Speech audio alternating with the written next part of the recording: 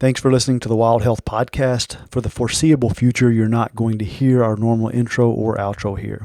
We're going to be releasing episodes very frequently as things are changing. This channel will be used for a very specific purpose. Number one, to communicate with our patients. We're somewhat overwhelmed, and the more we can communicate breaking news and recommendations from us to our patients all at once, the better. So if you're a patient, we're here for you if you need us, but if possible, please tune in here so we can both keep you up to date and conserve our time for the most critical tasks. Feel free to share this with friends and colleagues as well. Number two, we've organized as a group. We have infectious disease specialists, ER doctors, critical care doctors, and in total dozens of MDs, PhDs, and frontline clinicians who are going to be constantly evaluating the news and emerging evidence. We're then going to summarize and translate that for you here every day on the podcast. The speed of change with the circumstances will make us look foolish at times, but we're committed to pouring all of our resources and energy into doing what we can to help and make a difference. You can also follow our updates at wildhealth.com or our Instagram account at wildhealthmd. And if you're a patient, we're here for you. Please tune in here for the updates and let us know how we can help. Today is March 23rd, Monday. For an update today, this morning we released a podcast with Dr. Brian Atkins on how to keep your kids safe during this time. Listen to that if you haven't. It's a great podcast with Dr. Atkins. Dr. Atkins is on tomorrow as well, talking about PPE, how to conserve PPE, if there are any homemade options for personal protective equipment, and what we can do as both citizens and physicians and providers when we're running out of this vital resource.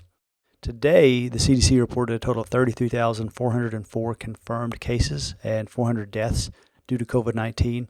As of the time of this recording, around 5 p.m., we actually have over 500 reported deaths in the United States.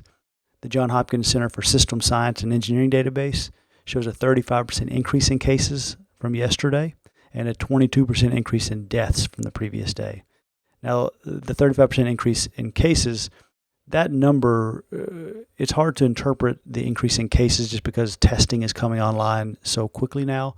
But the increase in deaths is a number that gives us a little more guidance as to how quickly this pandemic is accelerating. The World Health Organization today stated that they felt the pandemic was accelerating.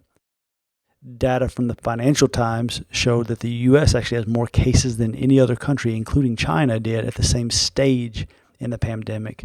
Now, we have a large population also, so that is a little bit skewed, but I think it's important to note that we have more work to do here. It's very early. Hopefully we can still make a dent in this, but we have to continue to stay vigilant, and you're seeing that from state to state. The White House has indicated that major disaster declarations are underway for California, New York, and Washington. New York has over 15,000 confirmed cases and about 5% of the total cases in the entire world. Now, again, New York is testing more than other states now. They've got a lot of testing, drive-through testing, so that's going to skew those numbers a little bit, but the situation is not great there in New York. 7 other states have issued statewide stay-at-home orders: Illinois, Connecticut, New Jersey, Ohio, Delaware, Louisiana, and Massachusetts. And pretty much every state is affected. Here in Kentucky, we have less cases than other places, but our governor this morning said all non-essential businesses must close. The CDC published a report detailing several investigational COVID-19 treatment products, including remdesivir, which we've talked about a fair amount, and hydrochloroquine and chloroquine. Now, remdesivir is not currently FDA approved, but patients can get access to it through one of 3 ongoing clinical trials in the United States.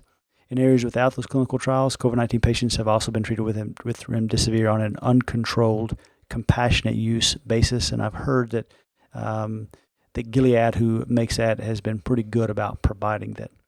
That list from the CDC also lists ongoing trials of hydroxychloroquine for pre- and post-exposure prophylaxis and treatment of COVID-19 as well. So it's important to state that because we had a whole podcast on this talking to a PhD pharmacologist. There's a lot of news in the press right now about hydroxychloroquine because the president is talking about it, but it is not FDA approved, but it is being studied, and it's being studied very quickly, so hopefully we'll have better and better data. There's a team of researchers from UC San Francisco's Quantitative Biosciences Institute who have identified nearly 70 drugs and experimental compounds that may be effective against COVID-19, and chloroquine was one of those.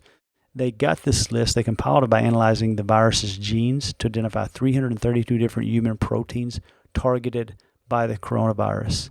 Then they searched for drugs that target the same proteins, possibly preventing the virus from entering and replicating human cells. Now, 24 of the identified drugs are FDA approved for a variety of diseases. And this is what gives me hope. We give you these numbers that are kind of grim, and we talk about how strict we need to be and how things are going to get worse before they get better. That's all over the news. But we've never had a pandemic in a time where we have such incredible technology and science and the ability to disseminate the science so quickly either. I just spoke with someone this morning. We were reviewing an article from 3 days ago.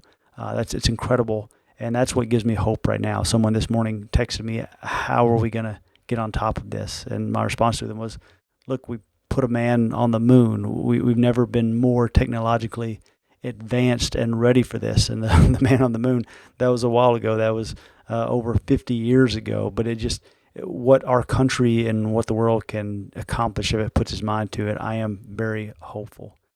The American Academy of Otolaryngology announced on Sunday that there's mounting anecdotal evidence that indicates that a loss or reduced sense of taste or smell are possibly symptoms of COVID-19 infection. And so they urge healthcare providers to screen patients who present with these symptoms in the absence of allergies or sinusitis for COVID-19. So if someone comes in, doesn't have allergies or sinusitis, and they have reduced sense of taste or smell, that can be added to the long list of symptoms that could be COVID-19 related.